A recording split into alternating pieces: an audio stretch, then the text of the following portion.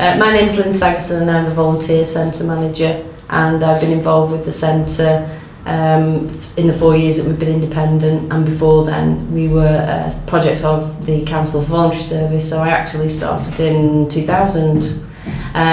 We became independent with the CVS in 2006, having spent 5 months forming a steering group to help us become independent and also to help us secure funding to continue doing what we've been doing previously with CVS.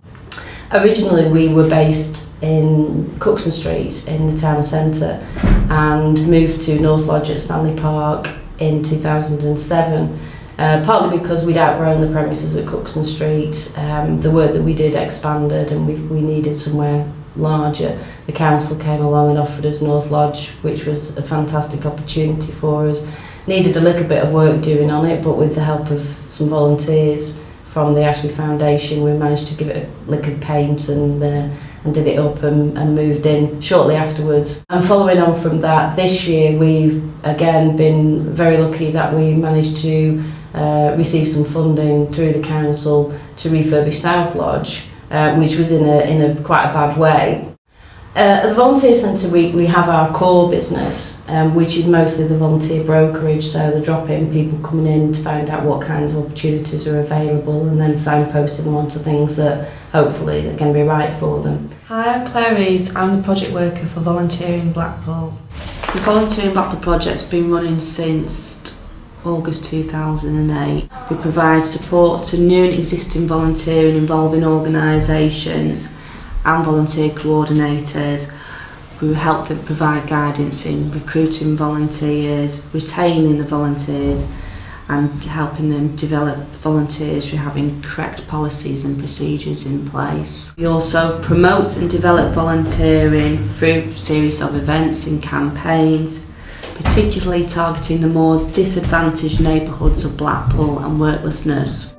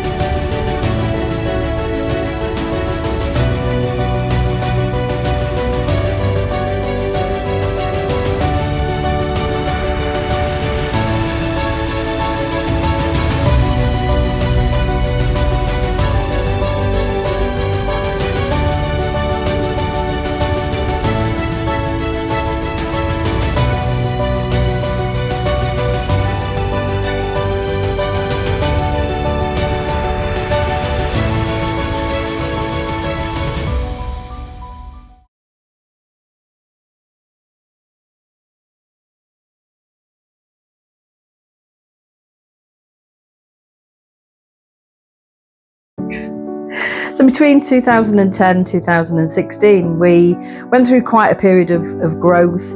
Our heritage champions went from strength to strength, and we trained some of our heritage champion volunteers as guides. They went through formal training, and they then did tours of Stanley Park and the Winter Gardens.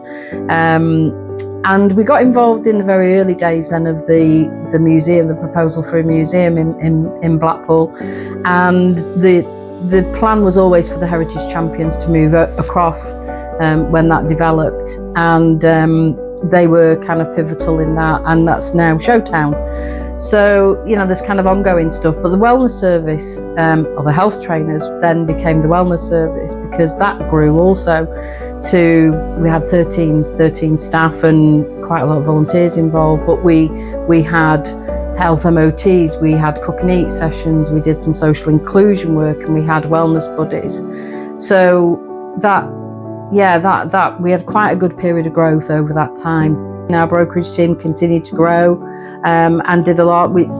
Our volunteers enhance the services that we deliver, and they enable us to do more within the community. And also in 2015, Better Start came along. So Blackpool was one of 5 areas that was awarded Better Start. I think it was £45 million over 10 years.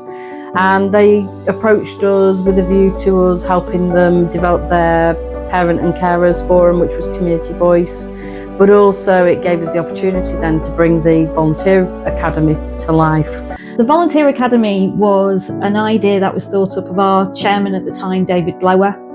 He appreciated and understood that for many people there are barriers to volunteering, and his dream was to create a volunteer academy, and that academy was to support people through volunteering to try and break down those barriers, at the same time try and support those organisations that use volunteers to make sure that the standard of volunteers rises. Through funding from Better Start, we launched the Volunteer Academy, and what we did was we worked with local children's centres, provided support to help them develop volunteering roles, help them to put volunteer roles together, to help them recruit their volunteers and support those volunteers moving forward. One of the legacies from the Better Start funding that we had was we were able to develop the Better Volunteering Charter Mark. That enabled organisations to go through quite an in-depth process to make sure that their volunteering standards are working, that they're effective and they are correct. And we've now got about 5 organisations that have gone through that process and have gained the standard, which is fantastic. And during that time, the team grew as well. So we grew to probably around 20 members of staff across the 2 lodges. So yeah, it was a really big growth period for us.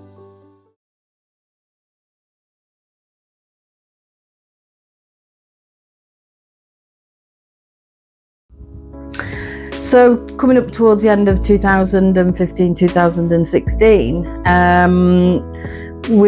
austerity kicked in, and we lost 2/3 of our staff and 2/3 of our services, and it was a really devastating time for us because we'd run the wellness service for 9 years. It had gone from strength to strength, and the other work that we'd done, again, we'd really been able to do a lot more for the community. It was the worst time in the history that I've been here, but the board made a really brave decision at the time, and rather than shrink inwardly, they decided to keep our wellness service manager that became our ops manager. That freed me up then to go out and look for other funding, secure other funding, and we managed to do that with 6 months before we would have to consider seriously closing the organisation down. We managed to rebuild and then carried on rebuilding over the next probably 4 years. So in March 2020, after that lovely period of regrowth, COVID hit and we went into lockdown. But I remember going into lockdown and, that suddenly we couldn't go in the office, we couldn't go anywhere. And Blackpool Council, I remember going to a meeting there where we had the massive map of Blackpool, and it just reminded me of a war room where we were looking, right, where are the community centres, what can we use, what buildings can we use to make sure that we reach the whole community and that we're able to support the community. The other thing that we did in COVID was we picked up the telephone befriending part of Corona Kindness, which was the council's initiative for COVID support.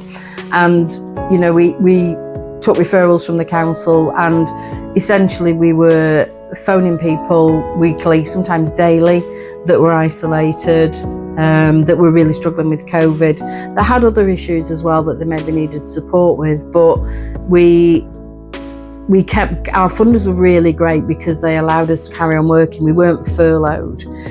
They basically said to us, look, you know, support the community in whatever way you can in this period of during this period of time.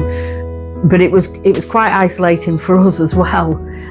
We had weekly Zoom meetings, so we could, you know, just kind of catch up with each other, and we were there to support each other. But we also, through Better Start, we did some activity packs for families, which we developed those because obviously kids weren't at school, so they were homeschooling. So for some of the younger families, we developed activity packs, and then we distributed them. We actually took them out and delivered them. In November 2020, social prescribing came along. We were still in lockdown, so most of that was done through telephone calls as well. Whilst it was a difficult time for everybody, it really highlighted to us the level of isolation and loneliness that people were facing. We thought we knew quite a bit about isolation and loneliness, but it really did hit home, the need for support for people, and you know, that then led us to develop other things that would support people who were experiencing social isolation and loneliness.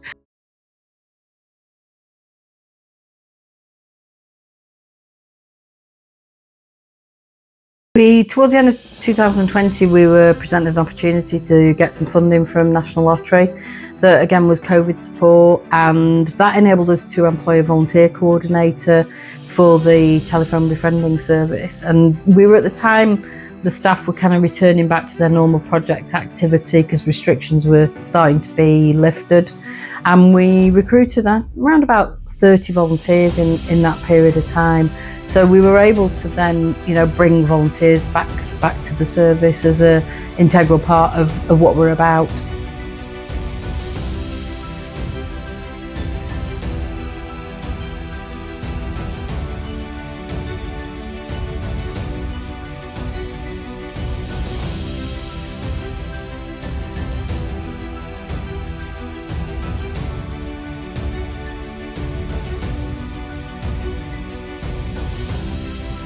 Knowing that we want to do more around loneliness and social isolation, we then found an opportunity for further funding through the Know Your Neighbourhood Fund, which is a national programme for the Department of Culture, Media and Sport. And we were fortunate that Blackpool was one of the areas that they chose, and even more fortunate that we put a funding application in and got funding.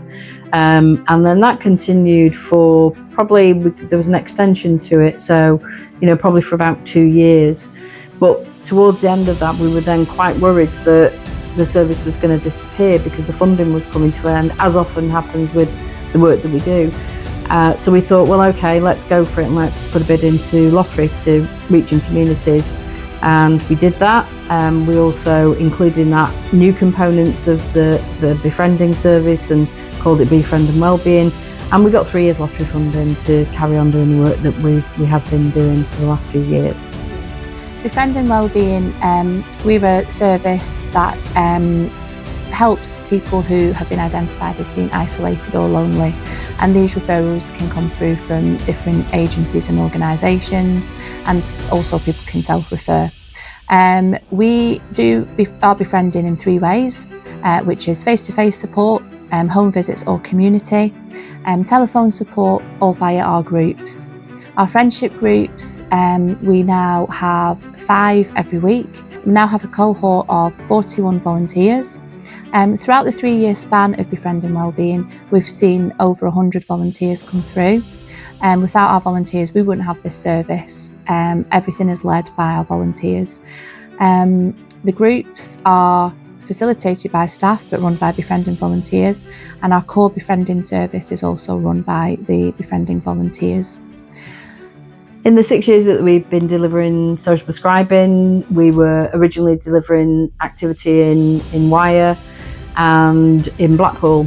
Up to present date now, we are focusing on Blackpool, and we deliver the service for Blackpool North Primary Care.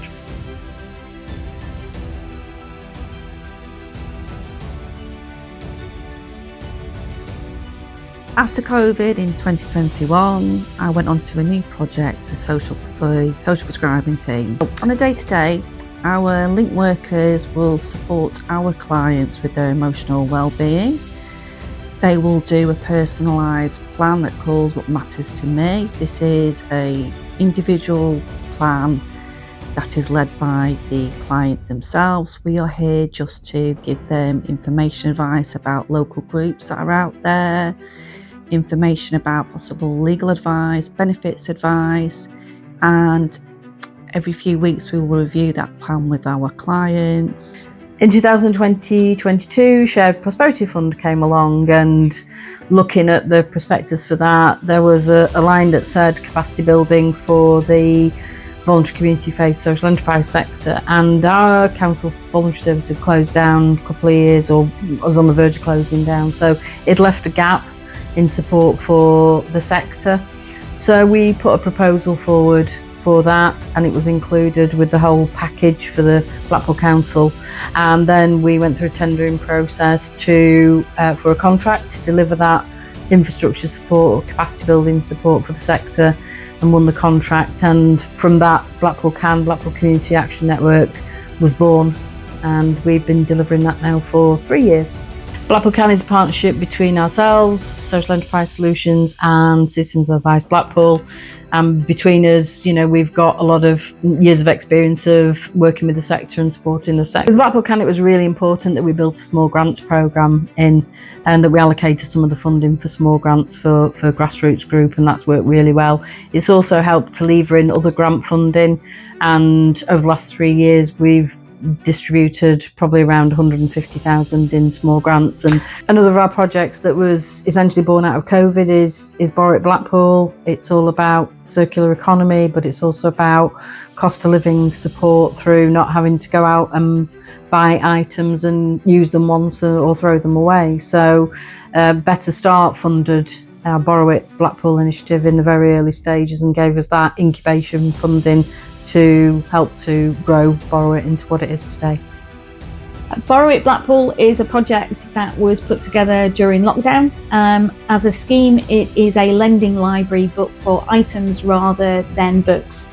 People can borrow items from 4 main categories: DIY, household, leisure and gardening. Now, the majority of the items we have are been donated by the community, which is great for the environment because it prevents things going into landfill, but it also helps people to save money. In addition to the lending library though, we wanted to make sure that the community could use the items and knew how to use the items. So we developed Learn and Loan, which is whereby we provide a series of workshops on DIY, decorating, sewing, cooking. That way the community can learn a skill along with trying to help them save money while saving the environment at the same time. A lot of the work that we do is not necessarily by design. A lot of it is by identifying need and gaps and that there isn't provision already. Some of it is by default, and a prime example of that is our Fleetwood Youth Hub service, where we had put some capital funding into a space at the old Fleetwood Hospital to do some work with Syrian refugees. And that work had ended, and DWP came along. They were looking for a space to develop a youth hub, and I thought they just wanted the space. Little did I know that when I said yes, you can use the space, it's available, that the following day a grant application would land in my inbox, and they actually wanted us to put in an application to deliver the youth hub, and we did it. And 3 years on, again, that's grown from strength to strength, and we've got an amazing team and some really fantastic outcomes for young people in Fleetwood.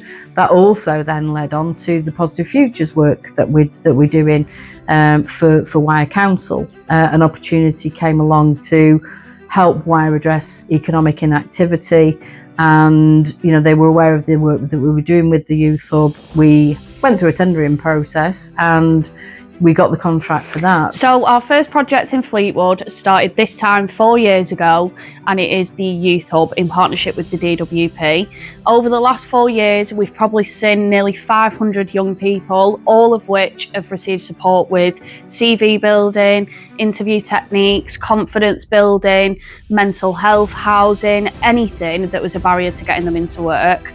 So many of our young people have gone on to find long-term sustainable employment, and they're now off universal credit and living a happy, healthy life. So in 2024, Positive Futures was born.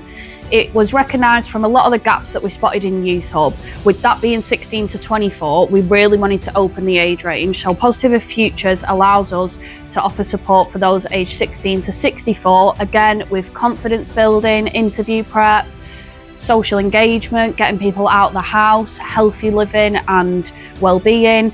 And a lot of our participants for Positive Futures have now moved on to get new friends, employment, training, volunteering. They're all doing something really positive with their lives. And at the back end of last year, the welcome table came to light. So that is funded by the Thrive Network, and it's where we support local families with a warm, free meal once a week, as well as multi-agency support. We have agencies like Regenda, the Family Wellbeing Service, and mental health practitioners. We also have support from the local police, where PCSOs will attend the welcome table to try and break those barriers with young people, families, and the police.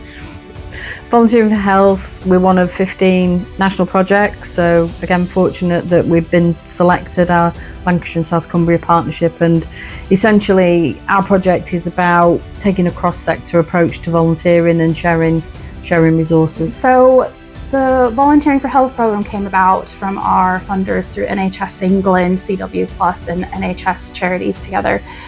They started to realise that volunteering was very vital during COVID pandemic, and it supported our staff well-being within the NHS and social services, as well as community impacts and well-being across the areas.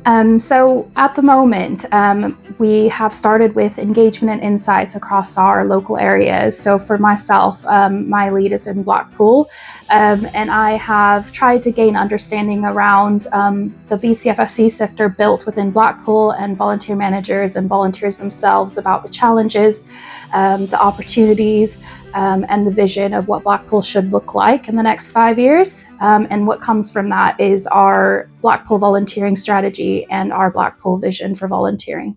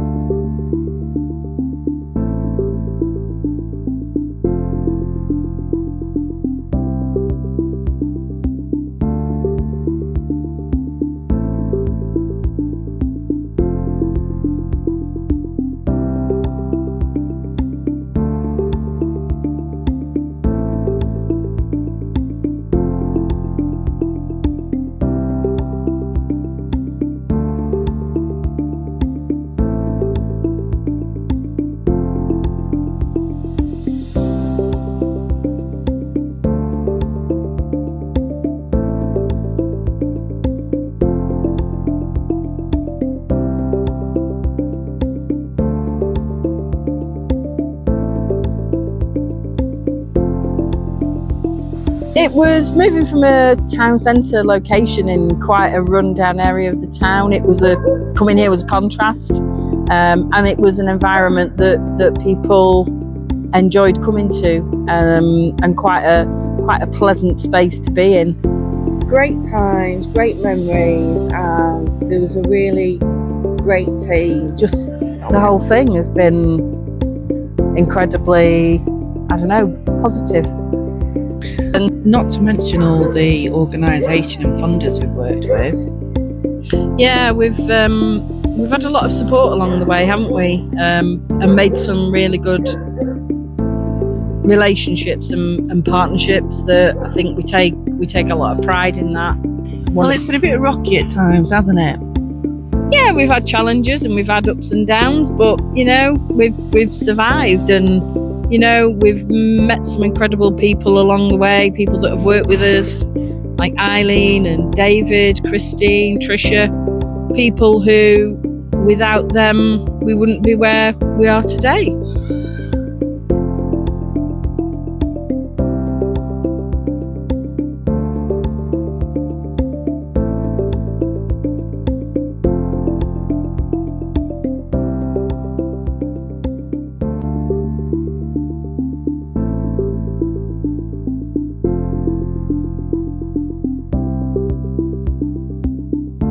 One of our key values is collaboration, I think, and you know, doing the best that we can for the community that we serve.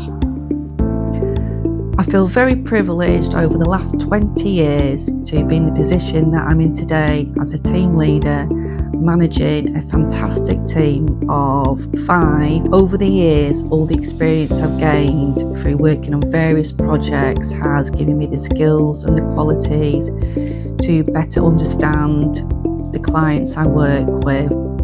It's not a job, it's a passion.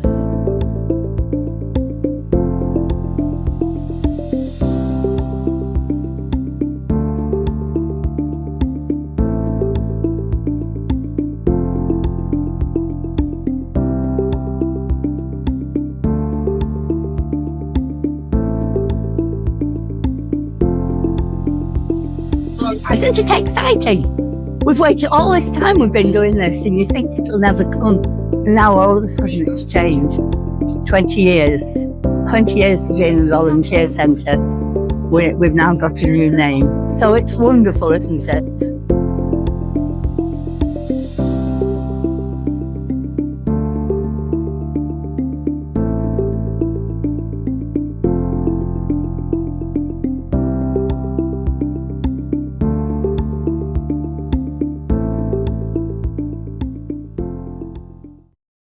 Now we can show our skills. Sam, you get there. Go. Here we come, walking down the street.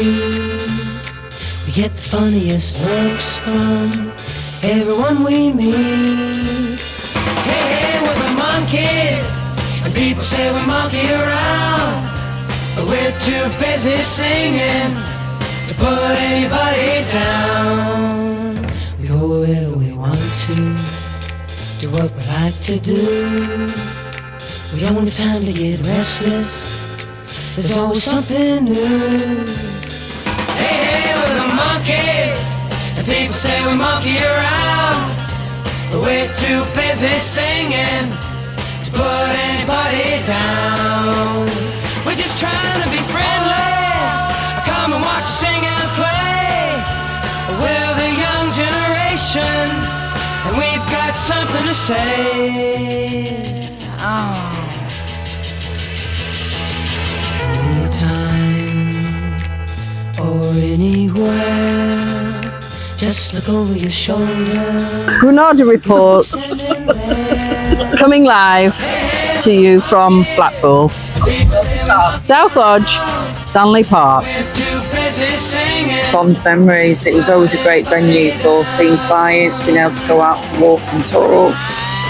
It was just, that was good. Are you still filming that then? We've got to do outtakes. If we don't do outtakes, so yeah. I don't know. You never know. Never know.